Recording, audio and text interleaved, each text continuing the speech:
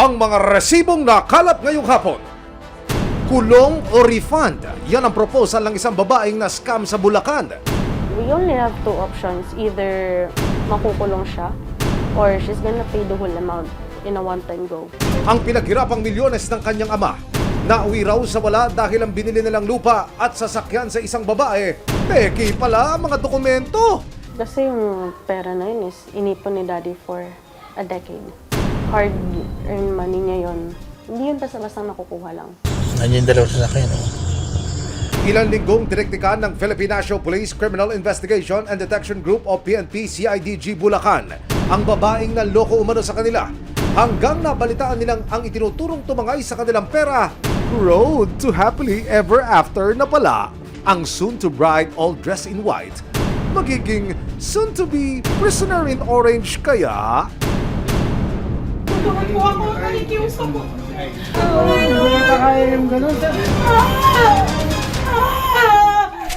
Looking for a place to relax and unwind? Yan daw mismo ang target ng isang kawatan. Ang kanyang modus, mag-book sa mga staycation unit, hindi para mag-relax, kundi para magnakaw. Nawala na po yung PlayStation. Sa inyo, anong nakuha? Dalawang switch po. Tapos may speaker. Sa amin naman, sir. Yung TV na 55 inches. Hanggang sa kanyang latest vacay sa Rizal, nangatiraw ang mga kamay ng suspect. Sa selda na kaya susunod na mag-check-in ang itinuturong salarin. Anumang reklamo, bibigyan tugon. Bawat hiling at problema, hakanapan ng solusyon. Ito ang bago ninyo sandigan, hindi palalampasin ang mga tiwali at maling gawi. Dito, walang ligtas ang abusado at lalong walang lusot ang may atraso. Dahil ang lahat, hahanapan natin ang resibo. Pagkataka po ako po si Emil Sumangil.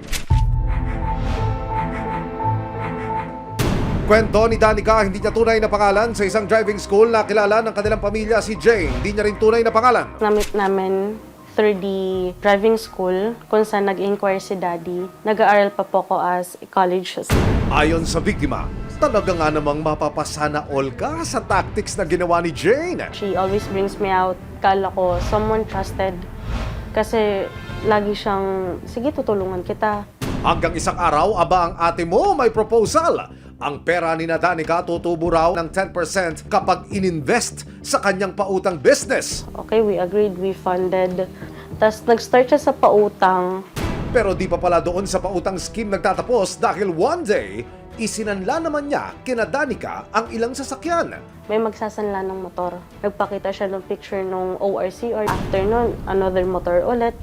And ang final offer, hindi lang motor o sasakyan, bigger, wider, with plenty of rooms, lupa at bahay na ang isinanla niya kay Danica. Merong bahay sa Santa Maria na eto sinasanla sa atin.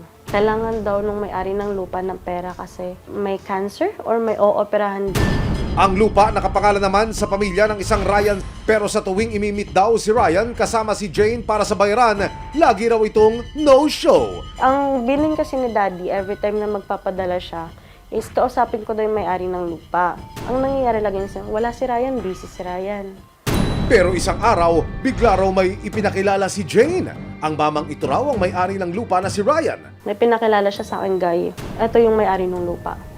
Dahil dito natuloy ang bayaran sa house and lot. Pagka uwi ni Daddy, gusto puntahan ni Daddy lupa. Doon na siya, hindi siya nagbibigay ng exact location. Dahil na rin sa pangambay, pina-verify nila ang lupa sa Land Registration Authority. Dito na sila nagulat dahil ang hawak nilang titulo, peki pala. Wala rin ang motorsiklo na isinanla sa kanila. Abangan mamaya! Sigaw ng mga biktima, itigil ang kasal! Tulungan po ako, nakikiusap po.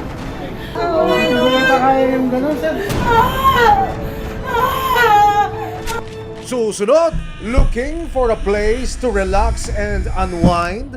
Yan daw mismo ang target ng isang kawatan. Ang kanyang modus, mag-book sa mga staycation unit, hindi para mag-relax, kundi para magnakaw.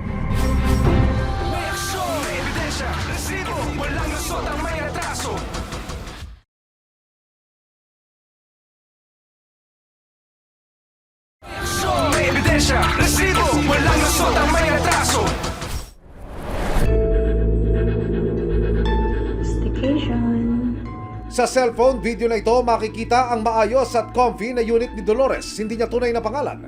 For rent daw ito sa halagang 2,000 pesos a night. Pero nang mag-book online ng isang tao gamit ang pangalang Chester Benipayo, At meron TV, Google TV na siya, 55 inches. aba, ito na ang kinahinat na ng kanyang unit. Magic! Wala na ang 55-inch na smart TV, pati induction cooker, hindi pinatawad. Magkano din yan? 24,000 mahigit. Tapos lang ginawa niya, ang sakit. Dumulog si Dolores sa resibo para i-report ang kanyang naranasan sa taong nag-book. Pero bukod sa kanya, lumalabas na 2 condo unit owners din pala ang nabiktima ng suspect. Nung una, sir, bali, nag-book din siya. Mayroon din kami reservation na 500 para sa susi. So, nagbayad siya kagad. Tapos, yung araw din na yon ng mga 5:30, sabi niya mag-check-in. Umabot siya ng hanggang 12 ng gabi. Pero ibig sabihin, personal niyo po ito nakaharap. Anong dating? Anong personality? Malaking lalaki po siya. Ang bait-bait niya. Ma'am, sorry po. Sir, sorry kasi hindi ako nakadating ng maaga. Late talaga ako. Sorry po talaga. Nanghihingi na ni Dolores ang bayad para sa 2-night stay sa kanyang unit. Ito na ang tumambad sa kanya. Nowhere to be found na ang suspect at maging ang ilan niyang mga gamit. Yung TV na 55 inches at saka yung induction cooker. Ang laki ho nun, 55 inches. Paano ho yun nanakaw? Mayroon lang pipihitin po sa baba na ibababa po yun. Marunong po siya. Alam na niya lahat. Anong papakiramdam niya? Mahal nun na, 55 inches. Nanginginig ako, magagalit, maiyak, hindi ko maintindihan. Isinama kami ni Dolores sa unit kung saan nagstay ang suspect. Ma'am, ano yung nakalagay dyan dati? TV po na 55 inches. Galo or worth ko nun? 27,999 na. 8,000. Pero napag-alaman ng resibo na hindi lang pala si Dolores ang nabiktima ng suspect, maging ang mga unit owner na sina Leia at Karen, hindi nila tunay na mga pangalan. Nakatransaksyon din ang suspect sa parehong petsa. Wow! Condo hopping! At maging sila, pinagnakawan din daw ng tinaguriang kawatan. Pero sa pagkakataong ito, nakuna na ng video ang lalaking nag-check-in sa mga staycation unit. Susunod! Sino nga ba ang bakasyonista/magnanakaw umano na ito? Sa selda na kaya ang susunod niyang staycation? Sigaw ng mga biktima, itigil ang kasal! Minsan po. Minsan ko po. Ito nakikinig naman po ako. Hindi pa kaya yung gano'n, sir. May ebidensya, resibo, walang lusot ang may atraso.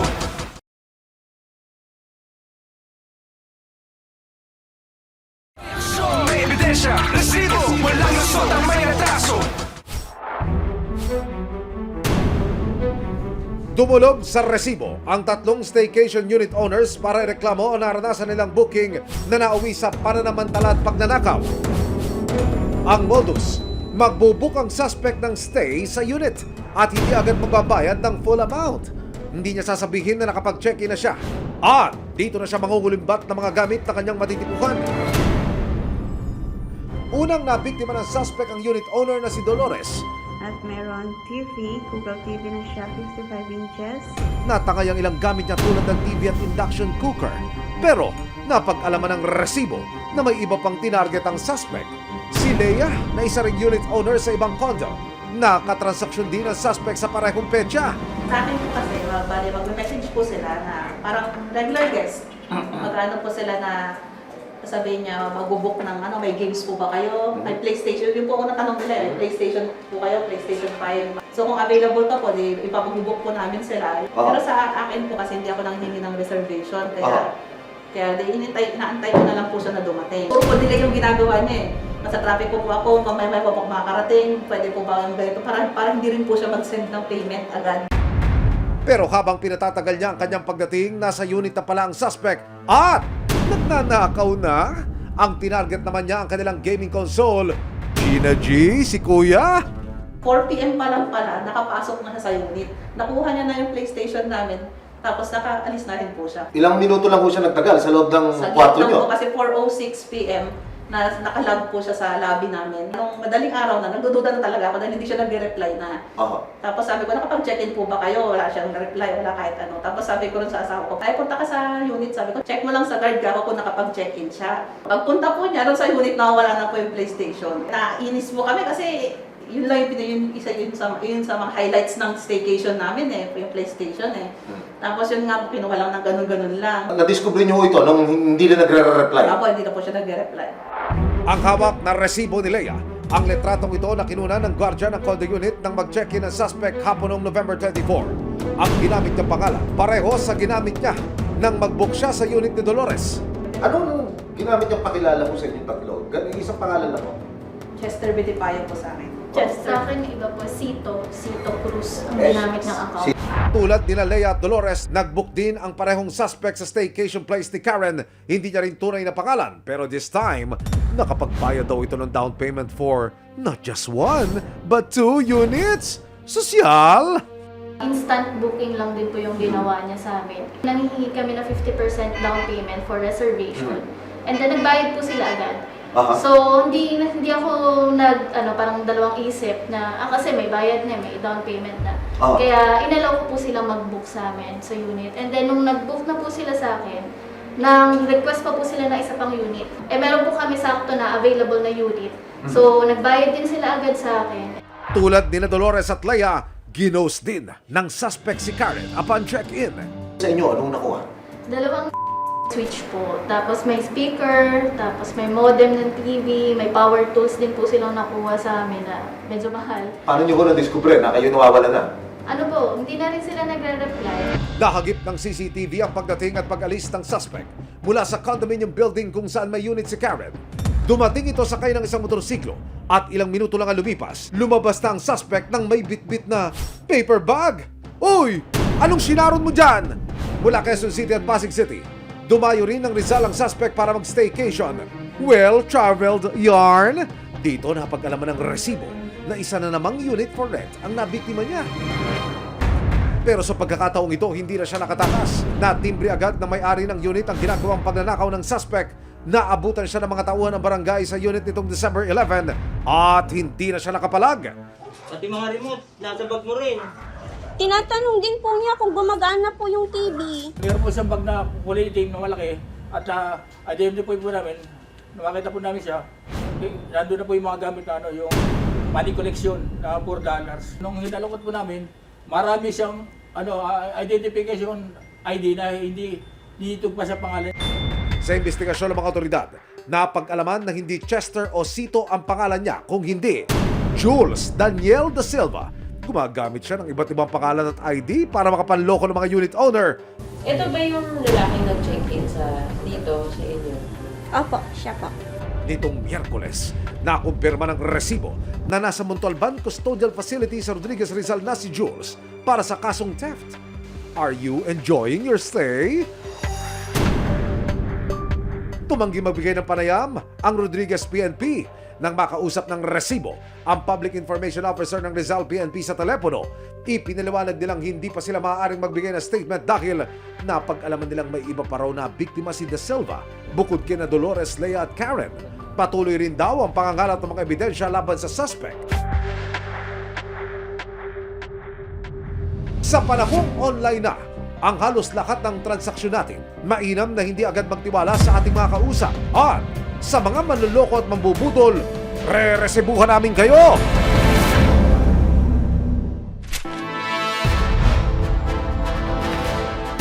Isang bride-to-be sangkot sa milyong-milyong estafa case? Sa isang victims niya, more or less mga 5 million. Sa isang victim lang yon. Nung tinignan namin, siguro hindi bababa ng 10 yung mga naging biktima niya. As per checking nung sa pinsan ko, iba daw ang may-ari ng lupang pinuntahan namin. And hindi daw siya binibenta. Suma total, aabot daw ng 5 million pesos ang ininvest nila sa suspect. In total, 3 vehicles, isang bahay, tapos 3 lupa. Parehas kami nag-suffer sa depression ni Daddy. Pero ang saddest part kasi doon, si Daddy mag-isa lang. Nagsampa ng kasong estafa at falsification of documents si Danica laban kina alias Jane at alias Ryan noong 2022. At ngayong taon, lumabas ang 6 na warrants of arrest laban sa mga suspect. Actually, ang information na na-receive namin, nasa bahay lang siya. And hindi siya lumalabas ng bahay. Base na rin sa records ng mga pulis, aba, si ate, hindi pala nadadala. Nang biktima na siya not once but twice. Nagkaroon din siya ng same case or warrant of arrest for the violation of STAPA in 2020. However, ginawa pa rin niya.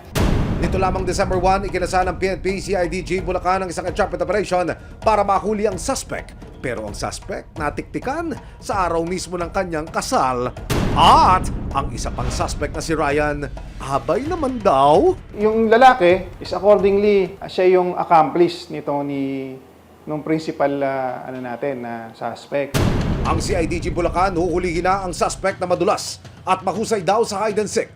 Pero ang catch, sa kanyang mismong wedding day. Kasal niya, no? Kasal niya this day.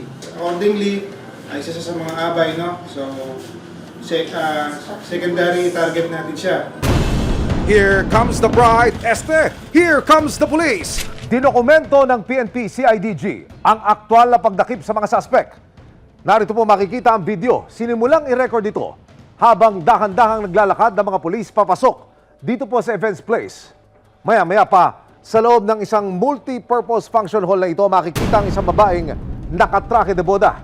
Ito na ho pala ang subject ng police operation. Siya mismo ang sisilbihan ng warrant of arrest.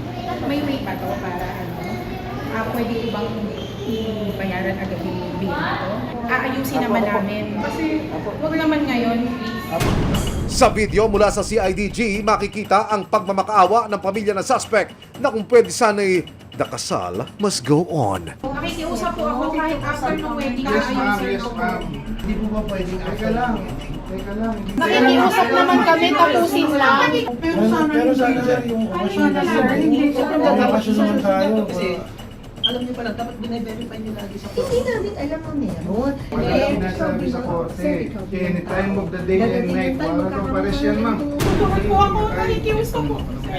Magsara na po. Nagdasal ko po ito, nakikiusap naman po ako. Maya-maya pa sumugod ang isang babae na kanyang nabiktima.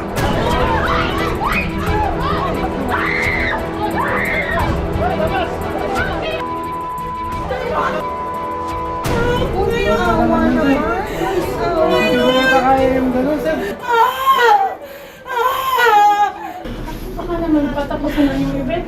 Ma'am, wala po kasi sa batas na pagka ganito may warrant of arrest, kailangan tapusin. Kailangan po ma-serve po yung warrant of arrest mo. Meron po kayong karapatang manahimik at magsiwalang kubuha naman sa kanyang sabihin. Pwede pong gamitin pabor or laban sa niya sa anumang hukuman. Pero habang nagkakagulo na sa loob at labas, maya-maya pa isang lalaki naman ang dumating. Tumpak! Ito na nga ang isa pang subject. At si Kuya Ryan na surprise. Akala niya abay lang siya sa kasal, abay to jail na pala. Siya ba? Ito ba, ate? Yes po. Siya, kasama siya. Yes po. Pinuhuli ka namin sa bisa ng warrant of arrest na inisyo ng MPC Santa Maria, Bulacan sa kasong Estapan. Meron ka karapatang manahimik at magsuwalang kibuan. Opo, sir. Nang makapagbigay sa idinala na agad ng mga suspect sa CIDG Bulacan, sinubukan namin silang kunan ng panic pero hindi na sila pumayag na humarap sa camera. Naharap sa patong-patong na kaso ng estafa at falsification of public documents ang dalawang suspect. Kasi meron siyang mga documents na pinapakita doon sa mga victims na falsified. Ibig sabihin, hindi legit yung mga pumirma doon. Pansamantalang nakalaya ang dalawang suspect nitong December 4. Nagbase sila nga doon sa charge na 4 counts of estafa and 2 falsified documents. Pero sakaling mapatunayang nagkasala, maharap sila sa 6 hanggang 12 taong pagkakakulong. Payo naman ng mga pulis, huwag basta-basta maniwala sa sino mang mag-aalok ng investment. Para po sa ating mga kababayan po na nakaranas na ng ganitong panloloko, huwag po kayong matakot at i-report nyo po, lalo dito sa CIDG, bukas po ang aming opisina 24/7 para po i-entertain yung mga inyong complaint.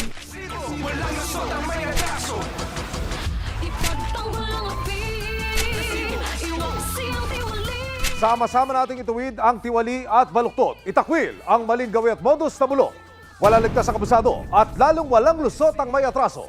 Dahil ang lahat, hahanapan natin ang resibo. Hanggang sa muli, ako po si Emil Sumangil.